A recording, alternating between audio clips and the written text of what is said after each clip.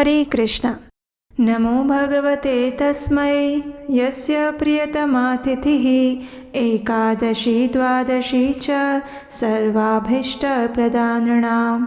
अर्थात जिनकी परम वल्लभा एकादशी और द्वादशी तिथि मनुष्य मात्र को संपूर्ण वांछित फल प्रदान करती है, उन श्री भगवान को मैं नमस्कार करती हूँ। प्रत्येक वैदिक शास्त्रों और ग्रंथों में एकादशी तिथि की विशेष महिमा बताई गई है। संत तुकाराम महाराज भी कहते हैं कि जिसे एकादशी व्रत पालन करना अच्छा नहीं लगता, वह तो जीवित रहते हुए भी नरकगामी है। ऐसे व्यक्ति को तो नरक लोक से भी भयभीत रहना चाहिए। और जो एकादशी व्रत का पालन करता है वो एक पुण्यात्मा ही है। तो ऐसी ही परम मंगलकारी एकादशी तिथि फिर एक बार हमारे द्वार पर आ चुकी है और इस एकादशी का नाम है पुत्रदा एकादशी। इस बार फिर से एकादशी तिथि को लेकर आपके मन में कोई संशय न रह जाए, इसीलिए हम आपके लिए इस एकादशी के दिन और मुहूर्त के विषय में संपूर्ण जानकारी लेकर आए हैं। पौष मास के शुक्ल पक्ष में आने वाली पुत्रदा एकादशी इस बार आ रही है 21 जनवरी 2024 रविवार के दिन। इस दिन उत्तर भारत की समय सारणी अनुसार ब्रह्म मुहूर्त का समय रहेगा प्रातः 5:48 पर और सूर्योदय होगा 7:24 पर। यदि आप भारत के किसी अन्य स्थान पर रहते हैं तो आप अपने स्थानिक कैलेंडर में समय चेक कर सकते हैं। एकादशी तिथि का प्रारंभ होगा 20 जनवरी को रात्रि में 7:29 से और पूर्ण होगी 21 जनवरी रात को 7:29 पर।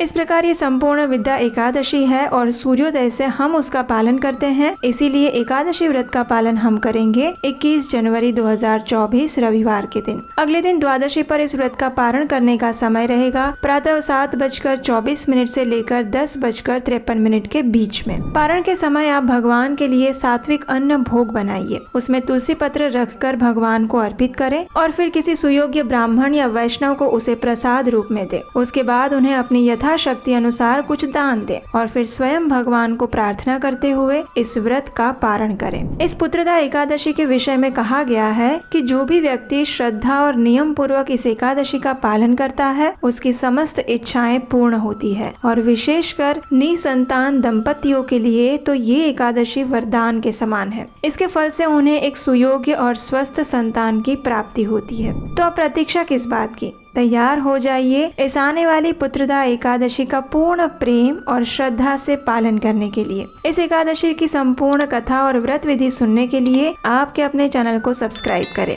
अपने परिवार और मित्रों को भी इस एकादशी का पालन करने के लिए प्रोत्साहित करें। एकादशी पालन के सिर्फ आध्यात्मिक नहीं अपितु वैज्ञानिक लाभ के बारे में भी बताएं। आखिर हमारी संस्कृति को सहज कर रखने की जिम्मेदारी हमारी ही तो है।